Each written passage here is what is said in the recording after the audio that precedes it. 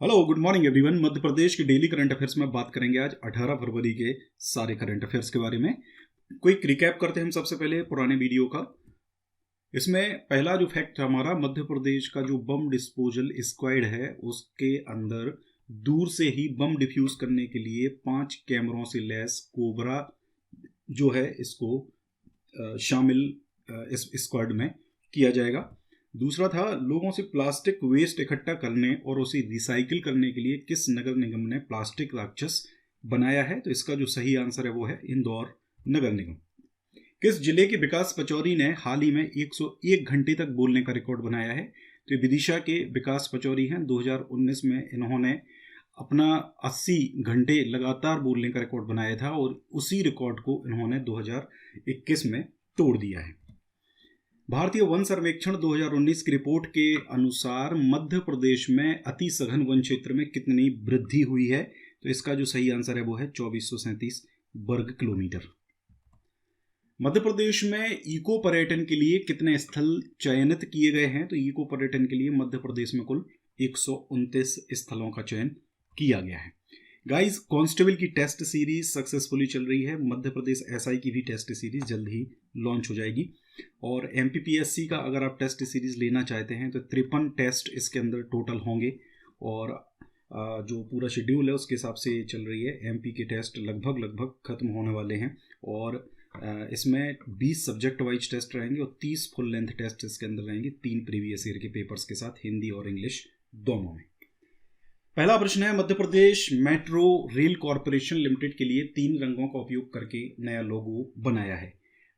इसमें हरा रंग किसे प्रदर्शित करेगा? तो देखिए, अभी हाल ही में एक और चीज़, एक नोटिफिकेशन एक्चुअल में अभी आ गया है व्यापम का। मध्य प्रदेश कांस्टेबल जो है, मध्य प्रदेश कांस्टेबल का जो एग्ज़ाम है वो पोस्टपोन हो गया है। 1 महीने करीब पोस्टपोन हो गया है। 6 अप्रैल से अब आपका जो एग्ज़ाम है होगा, यानी कि आपको 1 महीने का टाइम इसमें एक्स्ट्रा मिल गया है। तो इस टाइम को वेस्ट ना करते हुए ये मान के चलें कि हम अपना रिवीजन और अच्छा कर सकते हैं। जो तैयारी पूरी कर चुके हैं वो अपना रिवीजन करें। जिन्होंने तैयारी पूरी नहीं की है, कुछ उनका छूट गया था या सब्जेक्ट कोई रह गया था, उस सब्जेक्ट को तैयार करके रिवीजन करें। रिवीजन जरूर करें, रिवीजन बहुत महत्वपूर्ण है। देखिए, ये जो लोगो बनाया गया है Madhya Pradesh metro rail corporation limited के द्वारा, और 3 रंग इसमें इस्तेमाल हुए हैं। ठीक है, इसमें सबसे पहला है आपका ब्लू और जो दूसरा रंग है वो है रेड और तीसरा जो रंग है आपका वो है ग्रीन। यानी कि RGB जो प्राथमिक रंग होते हैं वो तीनों रंग इसके अंदर यूज किए गए हैं और इसमें तीनों रंगों का जो मतलब है वो अलग अलग है। ठीक है, इसमें जो स्पेक्ट्रम के प्राथमिक रंग हैं यानी कि नीला, लाल और हरा, तीनों का समावेश किया गया है। नीला जो रंग है वो नीला रंग जिम्मेदारी के लिए यानी कि रिस्पॉन्सिबिलिटीज, लाल रंग ऊर्जा के लिए यानी कि एनर्जी, और हरा रंग सुरक्षा को दर्शाता है यानी कि सिक्योरिटी। ठीक है, और मेट्रो लोगो में प्रदर्शित 3 अक्षर जो हैं वो मेट्रो की लाइन ट्रैक को, विभिन्न डॉट्स जो हैं वो मेट्रो स्टेशंस को दर्शाते हैं। ये जो लिखा हुआ है, ये लाइन डॉट्स जो आपके मतलब ये बन रहे, ये जो लाइन जो बन रही है आपकी, ये ट्रैक्स को रिप्रेजेंट कर रहे हैं। और ये जो आपको गोल यहाँ पे जो व्हाइट कलर का ये दिखाई दे रहा है, ये आपके रेलवे मतलब मेट्रो के जो स्टेशंस बनेंगे ये उनको रिप्रेजेंट कर रहा है। आगे अगर बात करें, लोगों का महत्वाकांक्षी मेगा परियोजना का प्रयोजन जन विकास और द्रुत गति परिवहन को आम जन के लिए सुलभ कराने के लिए रचनात्मक डिजाइन जो है वो तैयार किया गया है। और Madhya Pradesh metro rail corporation limited के अंतर्गत भोपाल और इंदौर शहर में मेट्रो रेल परियोजना का क्रियान्वयन किया जा रहा है। इसमें देखिए, एक चीज़ पता होना चाहिए आपको, 4 अक्टूबर 2018 को यानी कि मुख्यमंत्री थे शिवराज सिंह चौहान, इन्होंने भोपाल मेट्रो के लिए लगभग 27.87 किलोमीटर और आपका जो इंदौर का जो मेट्रो है उसके लिए 31.55 किलोमीटर का जो है वो सैंक्शन करवाया था, मतलब स्वीकृति दी गई थी इसको केंद्र सरकार के द्वारा। ठीक है, कब दी गई थी? 4 अक्टूबर 2018 को। हालांकि फिर भोपाल में एम्स से करौंद चौराहा और भदभदा चौराहे से रत्नागिरी तिराही तक 2 अनुमोदित मेट्रो कॉरिडोर लगभग 30 किलोमीटर निर्माण किया जाएगा। यानी कि स्वीकृति मिली थी उसमें थोड़ा सा ये बढ़ गया है, तो लगभग 30 किलोमीटर का आपका ये हो जाएगा। दूसरा है इंदौर में अनुमोदित मेट्रो रिंग कॉरिडोर जो है वो Bengali square, Bhanwarsala airport, Palasia, Bengali square का लगभग 31.5 किलोमीटर का निर्माण कार्य जो है वो अभी फिलहाल किया जा रहा है। ठीक है, तो ये चीज आपको पता होना चाहिए, ध्यान रखिएगा।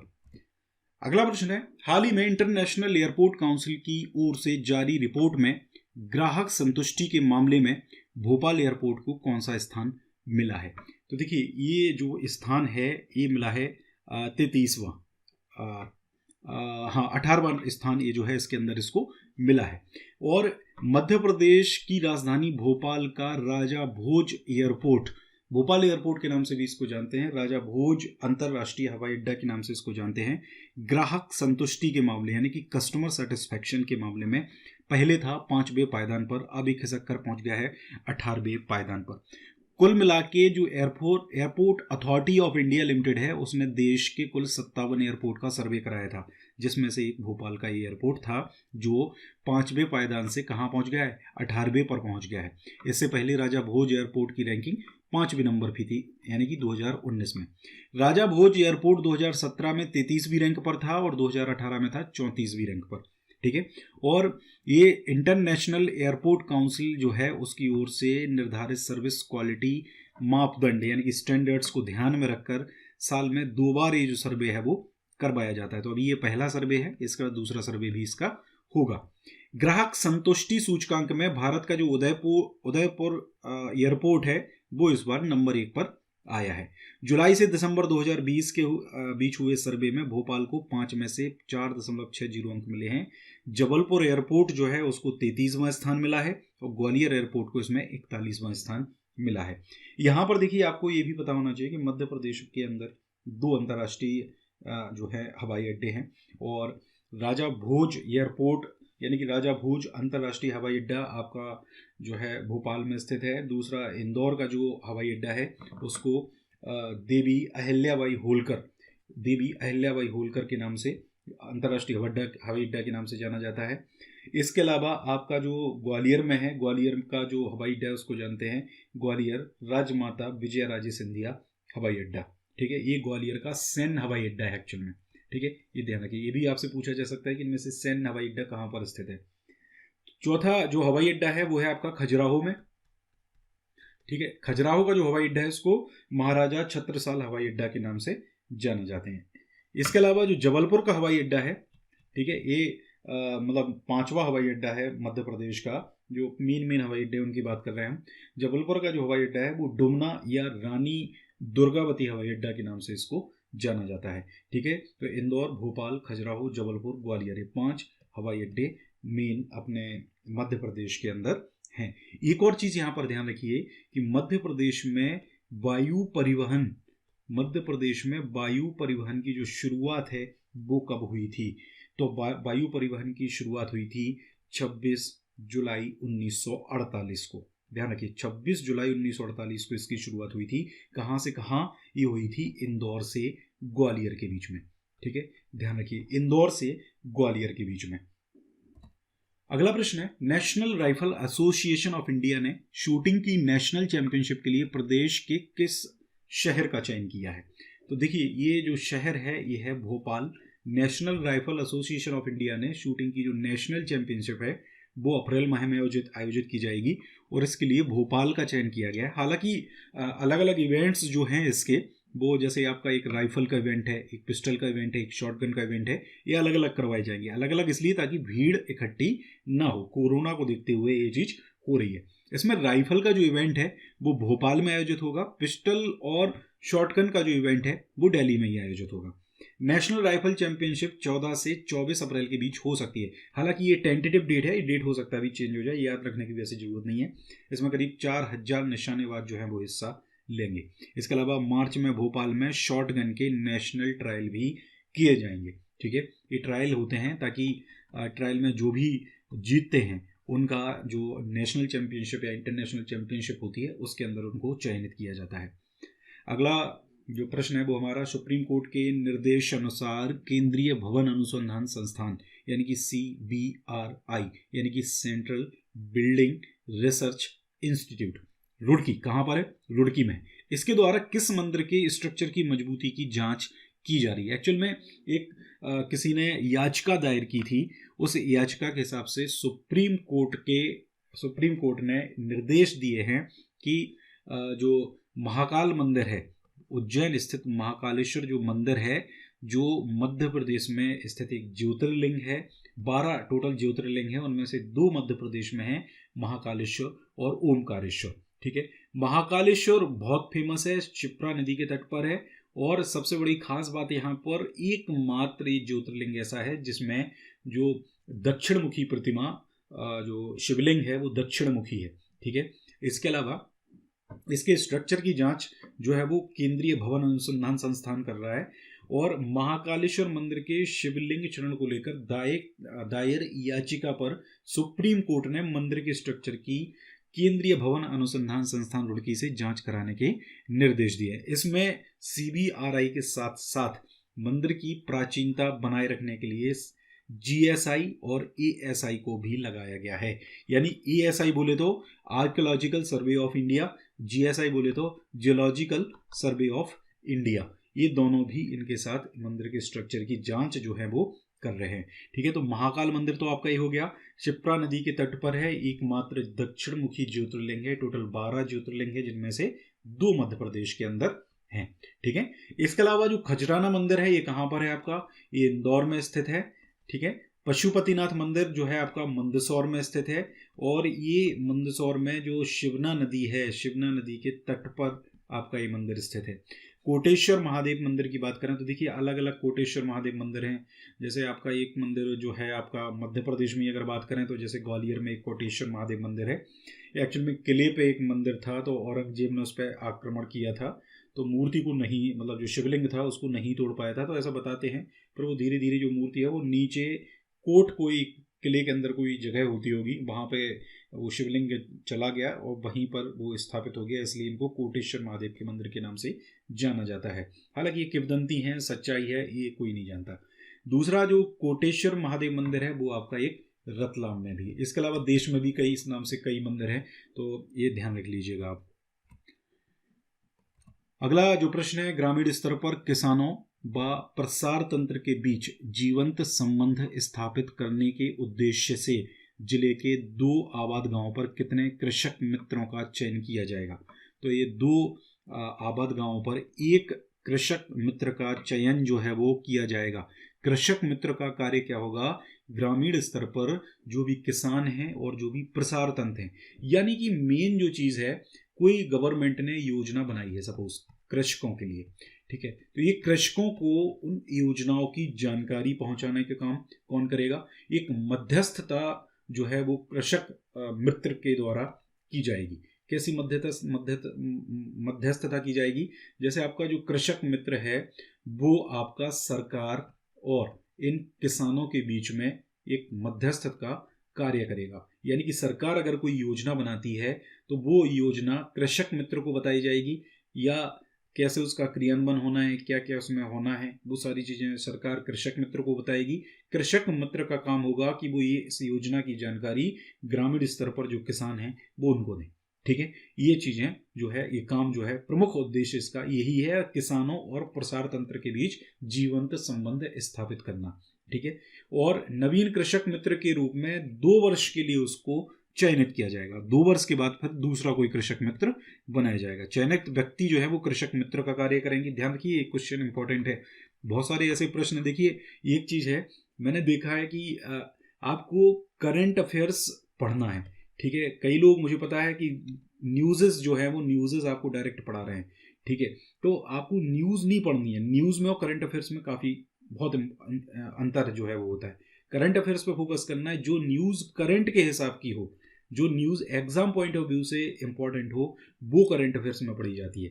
ठीक है, जैसे ये पढ़ने में आपको यही लग रहा होगा कि ये इंपॉर्टेंट नहीं है, ये न्यूज़ बता रहा हूँ, लेकिन ये अपने आप में बहुत इंपॉर्टेंट है कि कृषक मित्र जो है 2 आबाद गांवों पर 1 कृषक मित्र का चयन किया जाएगा। ठीक है, कृषक मित्र के माध्यम से अधिक कृषकों को कृषि प्रसार एवं विभागीय योजनाओं की जानकारी दी जाएगी। ठीक है, तो आपको समझ आ गया होगा कि इस पूरे सिस्टम का क्या मतलब है। 2 प्रश्नों की बात करेंगे हम। सबसे पहले पहला जो प्रश्न है वो हमने आपसे पूछा था कि राज्य वन अनुसंधान संस्थान कहाँ स्थित है। देखिए, राज्य वन अनुसंधान संस्थान और एक और प्रश्न मैंने पूछा था, भारतीय वन प्रबंधन संस्थान की स्थापना कब हुई थी। दोनों में डिफरेंस है। देखिए, राज्य वन अनुसंधान, कई बार लोग इसमें कंफ्यूज हो जाते हैं दोनों में और गलत आंसर करके आ जाते हैं, इसको समझना जरूरी है। देखिए, राज्य वन अनुसंधान संस्थान जो है इसको SFRI बोलते हैं। ठीक है, SFRI क्यों बोलते हैं इसको? क्योंकि इसका फुल फॉर्म है स्टेट फॉरेस्ट रिसर्च इंस्टीट्यूट। ठीक है, यानी कि फॉरेस्ट से रिलेटेड जो रिसर्च होता है, जो शोध होता है, वो कहां पर होता है? आपका राज्य वन अनुसंधान संस्थान के अंदर। ये कहां पर है आपका? ये है आपका जबलपुर में। इसकी स्थापना कब हुई है? इसकी स्थापना हुई है 1963 में। इसके अलावा मैं आपको एक और बता देता हूं, एक है TFRI। TFRI जो है इसको बोलते हैं ट्रॉपिकल फॉरेस्ट्री रिसर्च इंस्टीट्यूट। ये स्थापित हुआ था 1988 में और ये है कहां पर? ये भी आपका जबलपुर के अंदर ही है। ठीक है, इसके अलावा राष्ट्रीय वन अनुसंधान संस्थान जो है देहरादून का, उसका जो क्षेत्रीय कार्यालय है वो भी कहां पर है? आपका जबलपुर में ही है। ठीक है, तो ये भी ध्यान रखिए। इसके अलावा उष्ण कटिबंधीय वन अनुसंधान केंद्र, ये भी आपका कहां पर है? जबलपुर में ही है। ठीक है, तो इतनी सारी चीजें हैं वही, एक SFRI हो गया, एक TFRI हो गया, एक आपका राष्ट्रीय वन अनुसंधान केंद्र का क्षेत्रीय कार्यालय हो गया, एक आपका उष्ण कटिबंधीय वन अनुसंधान केंद्र हो गया। सारे के सारे कहां पर हैं? जबलपुर में है। ठीक है, यहां पर जो SFRI है, एक और चीज ध्यान रख लो, इसके द्वारा वानिकी संदेश नाम की एक पत्रिका का विमोचन किया जाता है। वानिकी संदेश का विमोचन, वन धन और नामक पत्रिका का भी विमोचन इसके द्वारा किया जाता है। दो प्रमुख पत्रिकाएं इसके द्वारा जो है मतलब विमोचन जो है उसका किया जाता है। इसके अलावा अगर हम बात करें यहाँ पर, तो आपका जो भोपाल है, ठीक है, भोपाल के अंदर आपका क्या है? भोपाल के अंदर है आपका IIFM। IIFM का फुल फॉर्म क्या है? IIFM का फुल फॉर्म है Indian institute of forest management. Indian institute of forest management. इसकी जो स्थापना है कब करी गई थी? इसकी स्थापना करी गई थी 1982 में। ध्यान रखिए, कब की गई थी? इसकी स्थापना 1982 में की गई थी। यहां पर अगर हम बात करें तो हमारा जो छिंदवाड़ा है, छिंदवाड़ा के अंदर एक और आपका एक इंस्टीट्यूट है, एक वो जिसको कहते हैं institute of forestry research, institute of forestry research and human resource development. ठीक है, institute of forestry research and human research development. ठीक है, इसकी स्थापना करी गई थी 1995 में। ध्यान रखिए, 1995 में इसकी स्थापना करी गई थी। तो इतनी चीजें जो हैं वो आपको याद रखनी है इससे रिलेटेड। ठीक है, तो अगला हमारा प्रश्न यही है कि भारतीय वन प्रबंधन संस्थान Indian institute of forest management IIFM, इसकी स्थापना कब हुई थी? तो 1982 में इसकी स्थापना की गई थी। आज के लिए आपका पहला प्रश्न है, ग्वालियर के किले और भरत स्तूप का निर्माण किस प्रकार की चट्टानों से मिलने वाले पत्थर से हुआ है? थोड़ा अलग प्रकार का जो क्वेश्चन है वो अब इसमें मैं लेके आया हूँ आपके लिए। इस पर थोड़ा सा रिसर्च करें, रिसर्च करने के बाद इसका आंसर करें। दूसरा प्रश्न है, निम्नलिखित में से कौन सा राष्ट्रीय राजमार्ग नर्मदा नदी को क्रॉस नहीं करता है? ठीक है, ध्यान रखिए, नर्मदा नदी को क्रॉस करने का मतलब है कि नर्मदा नदी आपके अमरकंटक से होके आती है, तो ये नेशनल हाईवे इसको क्रॉस, कुछ नेशनल हाईवे को क्रॉस करते हैं, कुछ इसको क्रॉस नहीं करते हैं। तो ऐसा कौन सा हाईवे है जो नर्मदा नदी को क्रॉस नहीं करता है? और नेशनल हाईवे से रिलेटेड मैंने एक वीडियो जो है वो बनाया है, हमारा पेड कोर्स है, अगर वो ज्वाइन करना चाहें ज्वाइन कर सकते हैं। मात्र 99 रुपीज़ में आप उसको मोबाइल ऐप के अंदर जो है वो देख सकते हैं, उसको परचेज कर सकते हैं। और उसमें आपका नेशनल हाईवे का जो वीडियो है, जो नए अपडेटेड नेशनल हाईवे, ये सारे अपडेटेड नेशनल हाईवे हैं। ध्यान रखिए, पुराना जो नेशनल हाईवे का सिस्टम था वो अब खत्म हो चुका है। ठीक है, ये सारे अपडेटेड नेशनल हाईवे हैं, तो ये आपको पढ़ना बहुत ज़्यादा जरूरी है। ठीक है गाइस, वीडियो को यहीं फिनिश करते हैं। वीडियो आपको कैसा लगा लाइक जरूर करके बताएं, शेयर करें। Thank you very much.